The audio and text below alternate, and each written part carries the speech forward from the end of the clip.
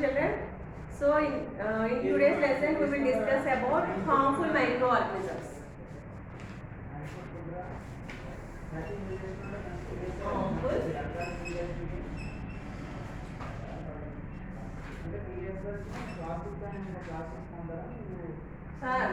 Sure. Harmful microorganisms. Okay, na? Okay. Test books unaya? Then see your test book. Leda concentrate on what I am telling. Now let us learn about some of the microorganisms that are harmful to us. So ఇప్పుడు వరకు ఏంటి మనం ఏం చదువుకున్నా how microorganisms are useful to us. ఏ విధంగా మనకి microorganisms ఉపయోగపడతాయని చదువుకున్నాం. So in today's topic we will discuss about how microorganisms creating problem to us. మనకి ఏ విధంగా అవి problems create చేస్తాయని చూద్దాం. Microorganisms cause disease in crop, plants, livestock and human beings. Microorganisms పశువుల్లోని జంతువుల్లోని నెక్స్ట్ ప్లాంట్స్లోని అలాగే even in human beings causing so many diseases. మనకి రకరకాల డిసీజెస్ వస్తాయి. Due to what is the main reason? Due to many viruses, bacteria, ఓకేనా? So రకరకాల micro organisms వల్ల మనకి ఈ డిసీజెస్ అనేవి వస్తాయి అన్నమాట. They also spoil food, clothes and many other things. ఈ మైక్రో ఆర్గానిజమ్స్ ఫర్ ఎగ్జాంపుల్ చూడండి అమ్మా, కర్రీ ప్రిపేర్ చేసాం మనం, ఈ రోజు ప్రిపేర్ చేసి ఉంటాం, 2 days అలాగే వదిలేసాం అనుకోండి, కర్రీ అలాగే ఉంటుందా? లేదు, దాని టేస్ట్ మారిపోతుంది, స్మెల్ మారిపోతుంది కదా. What is the reason behind that? Due to micro organisms. Micro organisms ఏం చేస్తాయి? స్పాయిల్ అయిపోయేటట్టు చేస్తాయి అనమాట. ఓకేనా? సో అంటే ఏంటి? మైక్రో ఆర్గానిజమ్స్ మనకి ఉపయోగపడమే కాకుండా మనకి హార్మ్ కూడా చేస్తాయి. Microorganisms are present everywhere in our surroundings. So microorganisms అనేవి పర్టికులర్గా ఈ ప్లేస్లోనే ఉంటాయని అలాగే ఏం లేదనమాట. They present everywhere. For example ఇప్పుడు మన సరౌండింగ్స్లోనే బోల్డ్ మైక్రోఆర్గానిజమ్స్ ఉంటాయన్నమాట. But we can't see with our naked eye. They can be seen with the help of only electron microscope. మనం కంటితో చూడలేము, మన చుట్టూ ఉన్న మైక్రోఆర్గానిజమ్స్ ఎలక్ట్రాన్ మైక్రోస్కోప్ ద్వారానే మనం వాటిని చూడగలుగుతాం అనమాట. Microorganisms which cause disease are called as pathogens. Don't come. Go.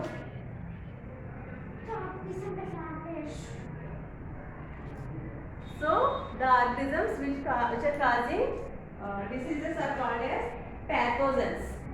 మనకి ఏదైతే డిసీజ్ కాజ్ చేస్తాయో వాటిని ఏమని పిలుస్తారు?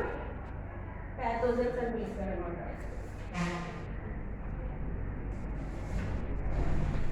డిసీజ్ కాజింగ్ organisms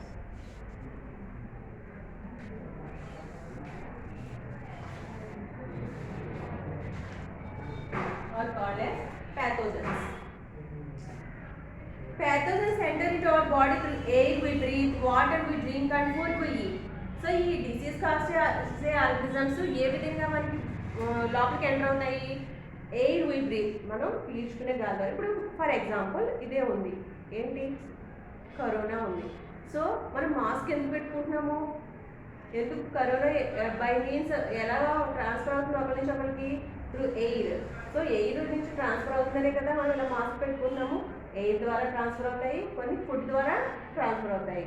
సో కొంత క్లాత్స్ మనం డిసీజ్ వచ్చిన వాళ్ళతో కాంటాక్ట్లో ఉండడం వల్ల ట్రాన్స్ఫర్ అవుతాయి అనమాట. అంటే there are many ways through its diseases transfers from one person to another person. Are infected persons are carried through animals or insects sometimes. చూడండి, ఫర్ ఎగ్జాంపుల్ ఒక మలేరియా వచ్చింది అనుకోండి.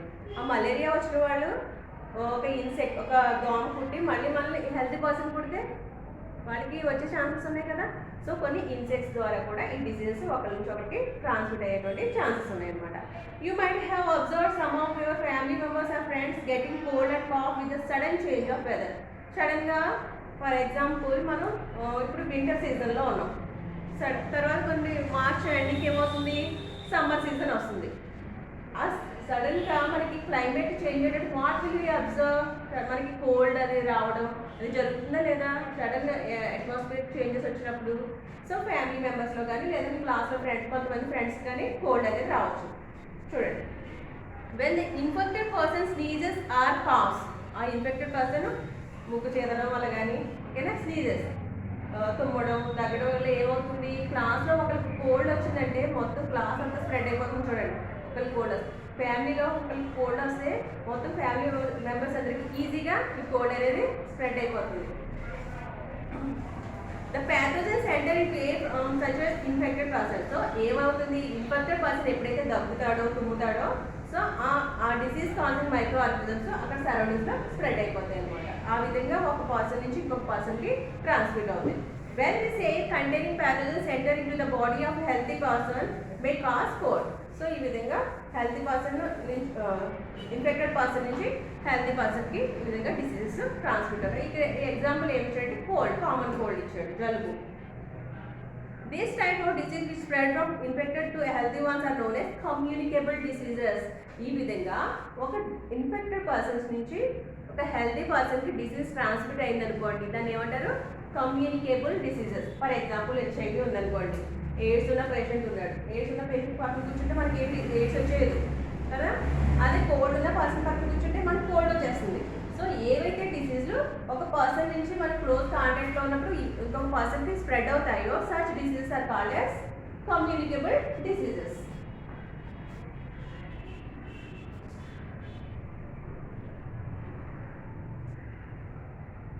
The diseases which spread from one person to another person are called as communicable diseases. They spread through air, water, food or through physical contact. అవి food ద్వారా కానీ air ద్వారా కానీ, next physical contact, వాళ్ళు touch చేయడం వల్ల, okay, వాళ్ళు shake hands ఇవ్వడం, నెక్స్ట్ వాళ్ళు వాడిన నాప్కిన్స్ కానీ క్లాత్స్ కానీ వాడడం వల్ల మనకి ఈజీగా స్ప్రెడ్ అయిపోతాయి అన్నమాట. లేదా హౌస్ ఫ్లైస్, మస్కిటోస్. అందుకని ఫుడ్ ఎప్పుడు కవర్ చేసుకుని ఉంచుకోవాలి, ప్రిపేర్ చేసిన ఫుడ్ పైన కవర్ చేసుకుని ఉంచుకోవాలి, మూతలు పెట్టుకుని ఉంచుకోవాలి. అండ్ కామన్ కోల్డ్ అంటే తెలుసు కదా మీకు ఆల్రెడీ, జలుబు.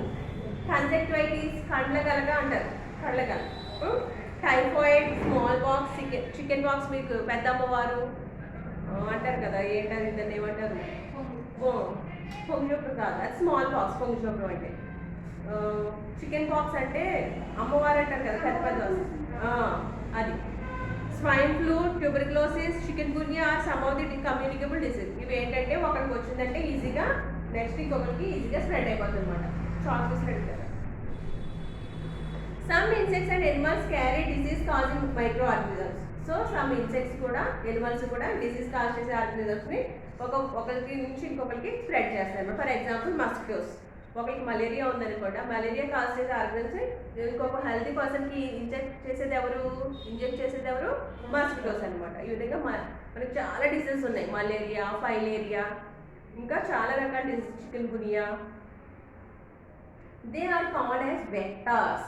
So the organisms which helping in carrying disease causing germs from one person to another person are called as vectors. అంటే డిసీజ్ కాజ్ చేసే ఆర్గానిజం ని ఒక చోట నుంచి ఇంకొక చోటకి మోసుకు వెళ్ళే వాటిని ఏమంటారు, వెక్టార్స్. డిసీజ్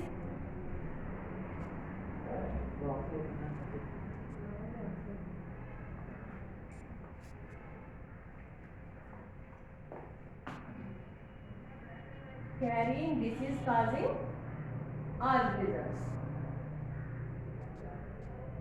ఏవైతే డిసీజ్ కాజ్ చేసే ఆర్గానిజం క్యారీ చేస్తాయో వాటిని ఏమంటారు, వెక్టార్స్ అని పిలుస్తారు అనమాట.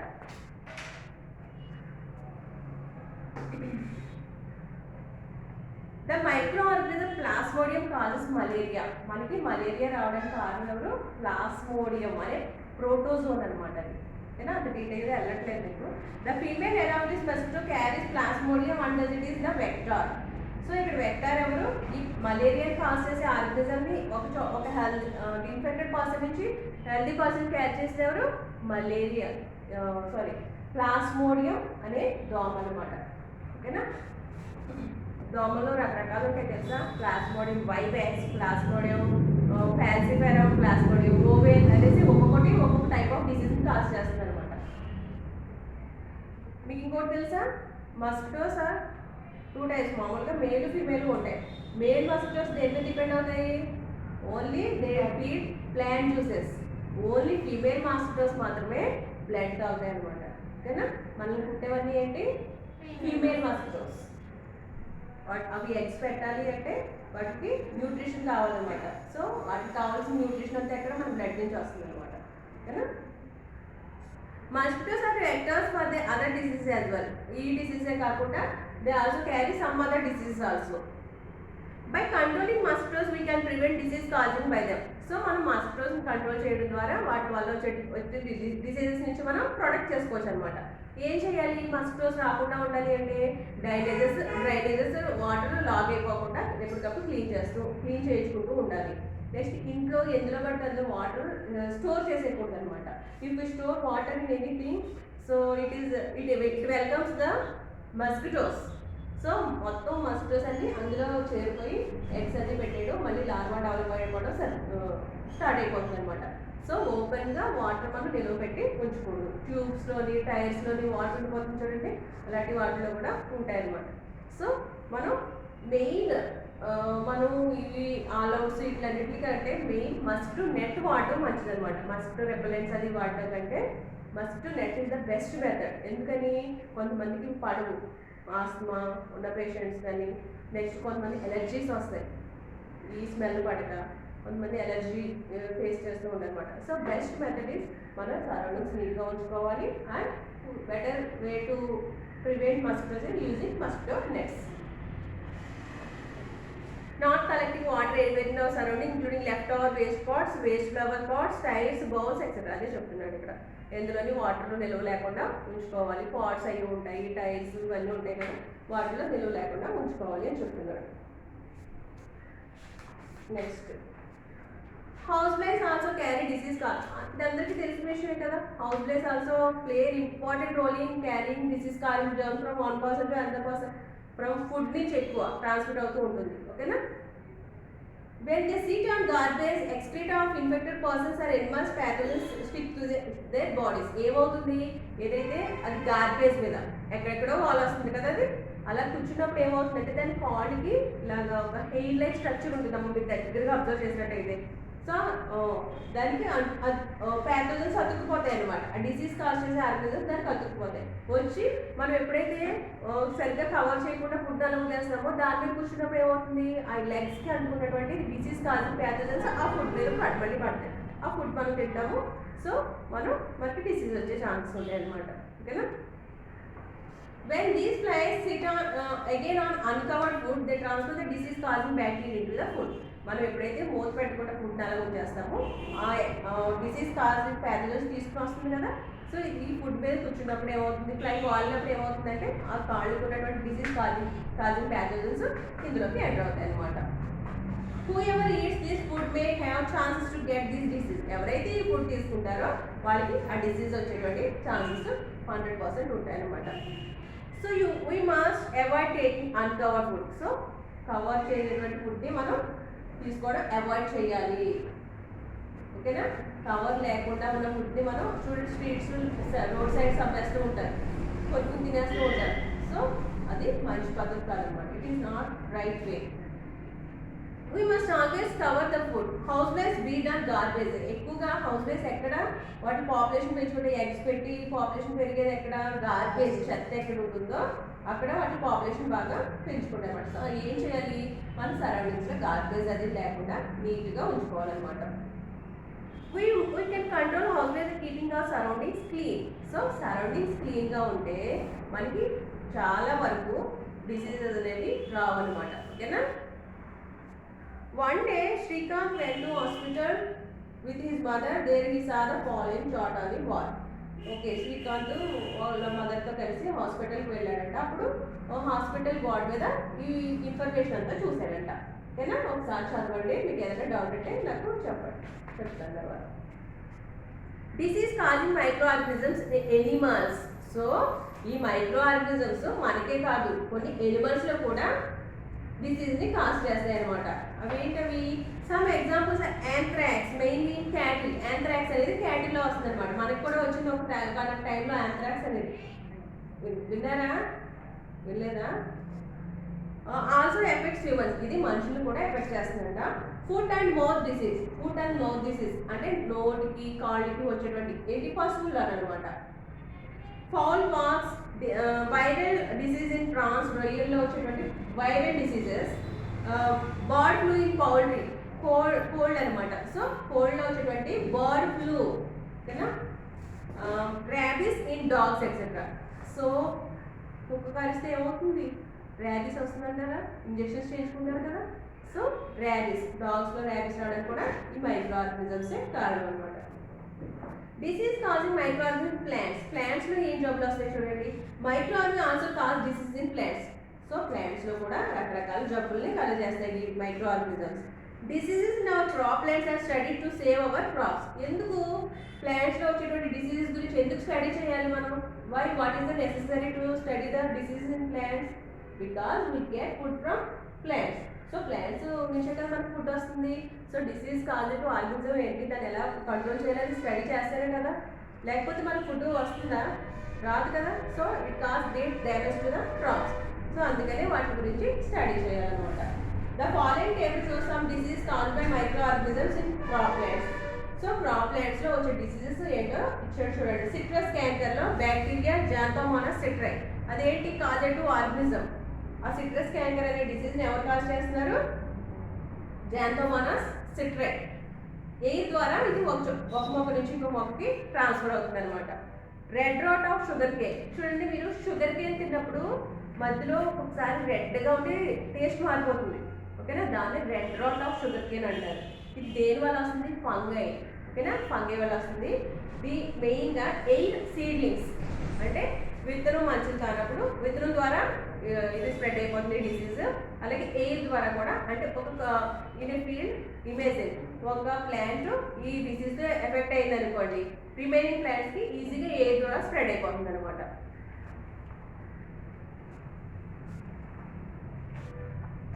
Next, food poisoning. Sometimes you might have heard or please concentrate on what I am telling. Okay na? Read in newspapers that some people were hospitalized due to food poisoning. మీరు already వినే ఉంటారు న్యూస్లో. అది అక్కడ ఈ ప్రాంతంలో, ఈ ఊర్లో, ఈ హాస్టల్లో కొంతమంది హాస్పిటల్ కాలేరు ఫుడ్ పాయిజన్ వల్ల. వినే ఉంటాం కదా, న్యూస్ ఎక్కువగా వినే ఉంటాం. Food poisoning could be due to the consumption of spoiled food. ఆ ఫుడ్ పాయిజనింగ్ ఎందుకు అవుతుంది? చెడిపోయినటువంటి ఆహారం తీసుకుంటే మనకి ఆ ఫుడ్ పాయిజనింగ్ అనేది అవుతుంది. Some micro organisms produce toxic substances in spoiled food. ఏమంటే కొన్ని మైక్రో ఆర్గానిజమ్స్ ఈ పాడైపోయిన ఫుడ్లో కొన్ని హార్మ్ఫుల్ కెమికల్స్ని రిలీజ్ చేస్తాయి అన్నమాట. These toxic substances make the food poisonous. ఆ టాక్సిక్ సబ్స్టెన్సెస్ ఆ ఫుడ్ని పాయిజన్ కింద కన్వర్ట్ చేస్తాయి. Taking stale food may lead to vomiting. So ఇలా పాడైపోయినటువంటి ఫుడ్ తీసుకుంటే మనకి ఏమవుతుంది? ఏంటి రిజల్ట్ ఏంటి అంటే వామిటింగ్స్ అవుతాయి, మోషన్స్ పట్టుకుంటాయి, ఈవెన్ టు డెత్. ఇంకా సివియర్గా ఫుడ్ పాయిజన్ అయింది అనుకోండి, అది చనిపోవడానికి కూడా దారితీస్తుంది అనమాట. Cooked food gets spoiled in less time than raw food. చూడండి, మనం మామూలుగా పచ్చిగా ఉంచేసాం అనుకోండి, ఫర్ ఎగ్జాంపుల్ టేక్ పొటాటోస్, అలా రాగా ఉంచదు, ఏం వండకుండా అలా పచ్చిగా ఉంచాం, అవి ఎన్ని రోజులనే నిల్వ ఉంటాయి కదా, ఎక్కువ రోజులు నిల్వ ఉంటాయి కదా. అది కుక్ చేసి పొటాటో కర్రీ కుక్ చేసి ఉంచామనుకోండి 2 days అంతే, ఉండదు కదా. సో రా ఫుడ్ కంటే కుక్డ్ ఫుడ్ త్వరగా స్పాయిల్ అయిపోతుంది అనమాట. Food preservation. సో మరి ఇలాగా ఫుడ్ పాడైపోకుండా ఉండాలి అంటే కొన్ని టెక్నిక్స్ ఫాలో అవ్వాలన్నమాట. దాన్ని ఫుడ్ ప్రిజర్వేషన్ అంటారు. అదేంటో చూద్దాం. మీకు అంతా కొంచెం అలా టచ్ చేసాడు అంతే, ఇంత డీప్గా వెళ్ళిపోలేదు మరి. If microbes grow on our food they spoiled food emits bad smell and taste bad. అంతే కదా, మనకి పొటాటో కానీ ఫస్ట్ రోజు మంచి స్మెల్ వస్తుంది, పాడైపోయిన తర్వాత ఫ్లేవర్ మారిపోతుంది, టేస్ట్ మారిపోతుంది కదా, స్మెల్ కూడా మారిపోతుంది. Water or moisture present in food help the microorganism. ఎందుకు పాడైపోతుంది? సో అందులో మాయిశ్చర్ కంటెంట్ ఉంటుంది కదా, తడి ఉంటుంది కదా. సో తడి ఎప్పుడైతే ఉంటుందో ఫుడ్ ఈజీగా చూడండి పాడైపోతుంది. మన పప్పులు ఇవన్నీ చూడండి ఏం చేస్తారు, శుభ్రంగా ఎండలో పెట్టి ఆ తర్వాత కంటైనర్స్లో పెట్టి దాస్తారు. ఎందుకని? అందులో మాయిశ్చర్ కంటెంట్ అంతా ఎండ వేడికి పోతుంది అనమాట, ఎవాపరేట్ అయిపోతుంది. సో అందుకని అవి ఎక్కువ రోజులు నిల్వ ఉంటాయి. ఒకవేళ మనం ఫర్ ఎగ్జాంపుల్ ఉప్మా రవ్వ ఉంది, ఉప్మా రవ్వ కొనుక్కుని వచ్చాం, మనం ఏం చేయకుండా దాన్ని ఎండలో పెట్టకుండా అలా డబ్బాలో పెట్టేసి 4 రోజులు ఉంచండి, పురుగులు వచ్చేస్తాయి. ఎందుకు? అందులో మాయిశ్చర్ కంటెంట్ ఉంటుంది. అదే మీరు ఫ్రై చేసి కానీ ఫ్రై చేసి డబ్బాలో పెట్టి లేదా ఎండలో పెట్టి డబ్బాలో పోయి ఎక్కువ రోజులు నిల్వ ఉంటుంది. సో ఎందుకంటే అందులో మాయిశ్చర్ కంటెంట్ ఎవాపరేట్ అయిపోతుంది ఎండలో పెట్టినప్పుడు. సో ఎక్కువ రోజులు నిల్వ ఉంటుంది అనమాట. సో మెయిన్ బేసిక్గా కుక్కడ్ ఫుడ్ స్పాయిల్ అవడానికి మెయిన్ రీజన్ ఏంటి, అందులో ఉన్నటువంటి moisture content. You have learned in class 6 the different methods set up to preserve food at home. So మీకు 6th క్లాస్లో ఆల్రెడీ ఫుడ్ని ఎలా ప్రిజర్వ్ చేస్తారు అనేది 6th క్లాస్లో చదువుకున్నారు. For example by making pickles, పచ్చడి తయారు చేసినప్పుడు చూడండి ఏం చేస్తారు, salt and oil are added. Salt oil ఎక్కువ యాడ్ చేస్తారు, ఎక్కువ పడతాయి ఎలాగైనా పికిల్స్లో. సో సాల్ట్ ఆయిల్ ఎప్పుడైతే ఎక్కువ యాడ్ చేస్తారో ఏమవుతుంది, ఫుడ్ ప్రిజర్వేషన్ అనమాట. అందుకే బీపీ ఉన్న వాళ్ళు ఎక్కువ పికిల్స్ అది తీసుకోవద్దంటారు. ఎందుకని ఆయిల్ కంటెంట్, ఫ్యాట్ కంటెంట్ ఎక్కువ ఉంటుంది అందులో. సాల్ట్, హై సాల్ట్ కూడా బీపీ టేస్ట్ చేస్తుంది కదా. సో అందుకని వాళ్ళు తీసుకోవద్దంటారు అనమాట. సో పికిల్స్లో ఇవి ఎక్కువ వేస్తారు. జామ్స్, జెల్లీస్, జామ్స్లో షుగర్ కంటెంట్ ఎక్కువ ఉంటుంది. సో ఈ కాన్సన్ట్రేషన్ కావాల్సింది ఏంటంటే ఎక్కువ ఉంటే so it helps in preservation. Fishes are preserved by adding salt or smoking them. అలాగే ఫిషెస్ని ఏ విధంగా ప్రిజర్వ్ చేస్తారు, నాన్ వెజ్ సెంటర్ ఇప్పుడు ఉన్నవాళ్ళు అందరూ ఉంటారా, ప్రిజర్వ్ ఎలా చేస్తారు, ఎండు చేపలు. సో బాగా సాల్ట్ పెట్టి ఎండు పెడతారనమాట. సాల్ట్ కాన్సన్ట్రేషన్ ఎప్పుడైతే ఎక్కువగా ఉందో అక్కడ మైక్రో ఆర్గానిజమ్స్ రావన్నమాట. ఓకేనా. అండ్ స్మోకింగ్ దమ్, ఇంకో విధంగా కూడా ఎండు చేపలను తయారు చేస్తారు, పొగ పెట్టి. మరి ఇటుకలు ఎలా కాలుస్తారు, మట్టికి బ్రిక్స్ని అలాగే పొగ పెట్టి కూడా కాలుస్తారు అనమాట. దాంట్లో సాల్ట్ యాడ్ చేయరు. సో కొంచెం పొగ స్మెల్ వస్తాయి, స్మోక్ స్మెల్ వస్తాయి. ఎండు చేపలు, ఎండు రొయ్యలు ఇలా కూడా తయారు చేస్తారనమాట. ఏంటి, ఏం లేదు, అందులోనూ మాయిశ్చర్ కంటెంట్ అంతా పోతుంది అనమాట. Jams and jellies are preserved by adding sugar after boiling fruits or fruit extracts. అలాగే jams, jellies sugar excess sugar add చేసి మనకి తయారు చేస్తారు. Vegetable slices and fishes are preserved by adding salt and drying in sunlight. మామిడికాయ బద్దలు, ఉప్పులో బద్దలు అంటారు కదా, కొంతమంది తెచ్చుకుని తింటూ ఉంటారు కూడా. దాన్ని తింటారా ఏంటి, అలా ఊరుకొస్తున్నారు. సో మామిడికాయ ముక్కలు కోసేసి సాల్ట్లో కలిపేసి ఏం చేస్తారు, సన్ డ్రై చేసి అవి స్టోర్ చేసుకుంటారు, సంవత్సరం అంతా వాడుకోవచ్చు అనమాట. What happens in all these methods, ఈ అన్ని మెథడ్స్లో ఏం జరుగుతుంది, సాల్ట్ యాడ్ చేస్తున్నాము, ఏం జరుగుతుంది, షుగర్ యాడ్ చేస్తున్నాం, మాయిశ్చర్ కంటెంట్ పోతుంది అనమాట. యాడ్ చేసినప్పుడేమో మాయిశ్చర్ కంటెంట్ పోతుంది. Moisture is remove from the food items. So moisture అనేది రిమూవ్ చేయబడుతుంది. Thus microbes cannot grow in these conditions. Let us study the other methods of food preservation. So అలాంటి moisture లేని కండిషన్స్లో microbes బతకలేవు అనమాట. అందుకనే ఇలాంటి ఫుడ్స్లో microbes Rao. For example మన pickle డబ్బాలో తడి తగిలించామనుకోండి, బూజు వచ్చేస్తుంది చూడండి మళ్ళీ.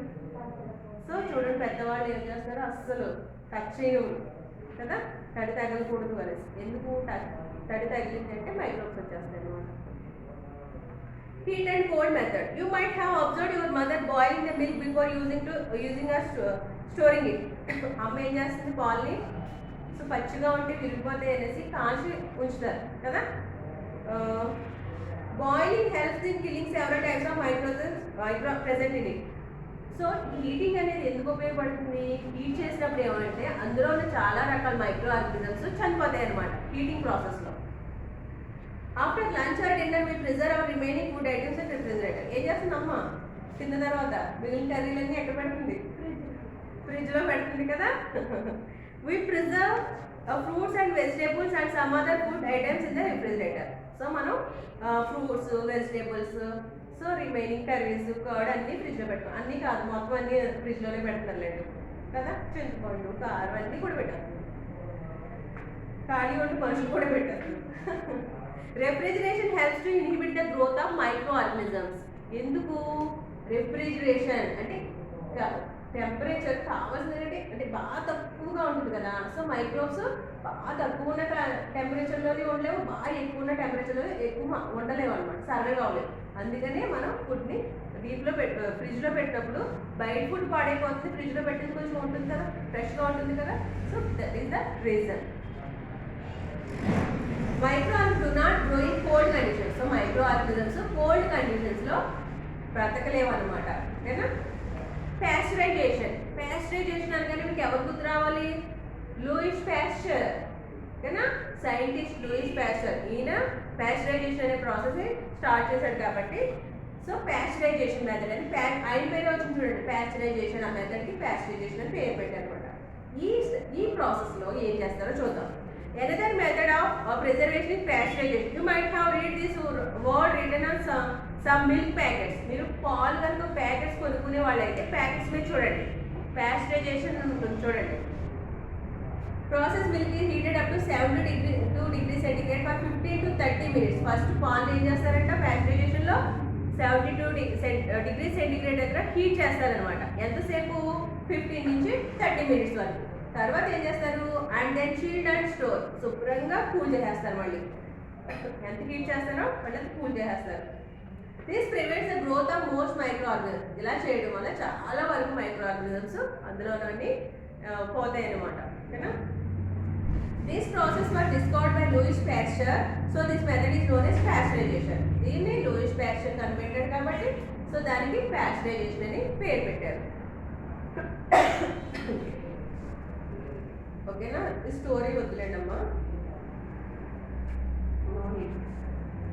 అంటే ప్యాస్చరైజేషన్ ఎలా కనిపెట్టాడు దాని గురించి.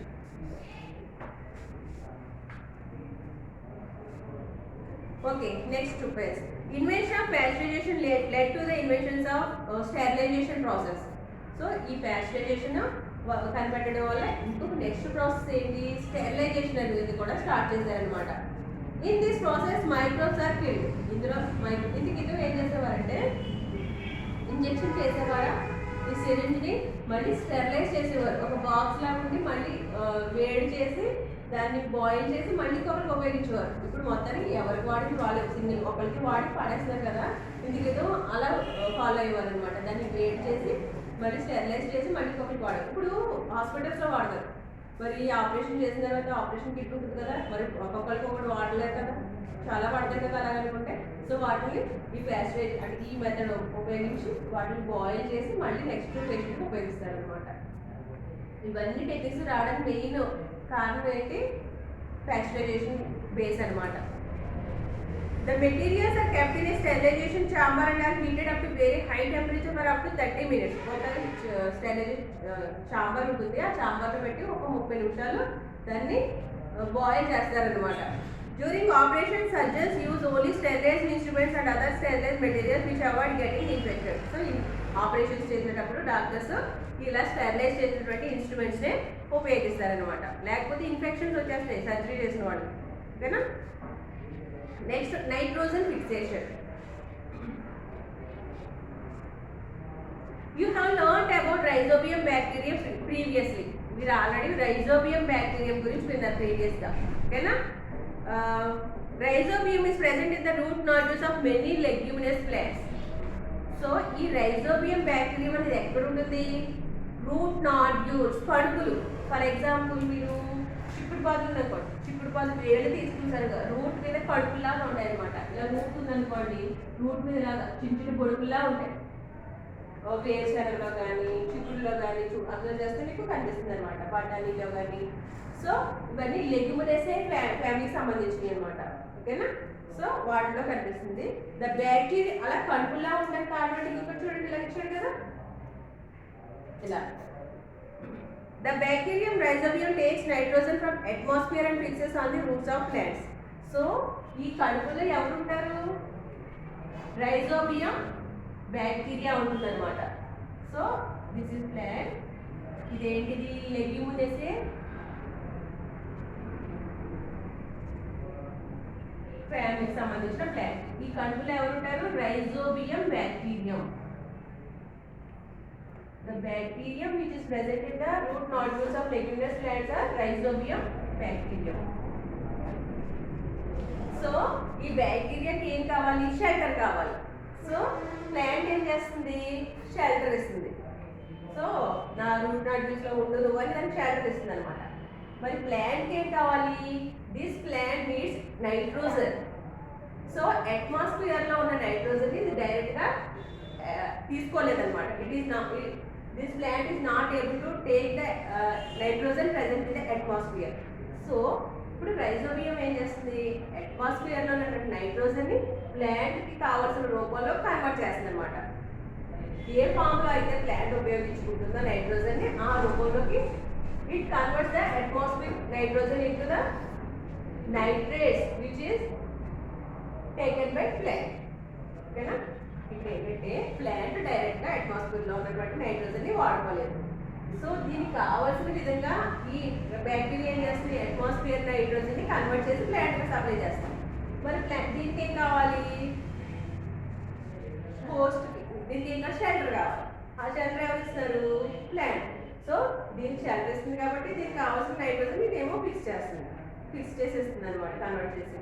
సో ఒకదానికొకటి హెల్ప్ చేసుకుంటుంది అనమాట. దీన్ని ఏమంటారంటే సింబియోసిస్ అంటారు.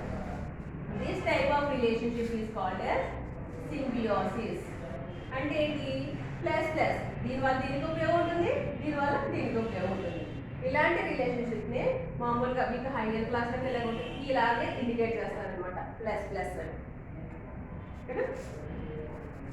Known as symbiosis. They think how does growing pulse crops help in increase soil fertility. Okay. మనకి రైస్ పండిస్తారు కదా, వరి పండిస్తారు కదా, ఇప్పుడైతే చాలా వరకు మానేశారు. తర్వాత ఏమంటుందంటే ఇప్పుడు మనకి ఏదో పిల్లి పెసర్లు కానీ ఏదో ఒకటి వేస్తారు పొలంలో, పెసలు కానీ మినువులు కానీ. ఎందుకు వేస్తారు, సాయిల్ ఫెర్టిలిటీ అనేది పెరుగుతుంది అనమాట బాగా. ఓకేనా? ఎందుకంటే నైట్రోజన్ దీనికి అందిస్తుంది కదా, సో సాయిల్ నైట్రోజన్ కంటెంట్ పెరుగుతుంది అనమాట. పెరగడం కోసం, సాయిల్ ఫెర్టిలిటీ పెరగడం కోసం పెసలు కానీ మినువులు కానీ ఇంకా వేరే వేరే రైస్ వేసేయకుండా మారుస్తూ ఉంటారనమాట. ఓకేనా? మీరు ఆల్రెడీ చూస్తుంటారు కదా, ఈ టైంలో రైస్ వేయకుండా ఇప్పుడు కోతలు అయిపోయిన తర్వాత పెసలు మినుములో నెక్స్ట్ ఏదో వేస్తారు కదా, అదేంటో ఫ్లవర్స్ వస్తాయి, జనుము ఏదో ఒకటి వేస్తారనమాట. ఎందుకు, that increases the soil fertility. Next ఓకేనా, this is about harmful microorganisms. ఓకేనా? And diseases calls different animals, plants, కొన్ని ఏవో టూ ఇచ్చాడు మీకు అంతే. ఓకేనా? అది డీప్గా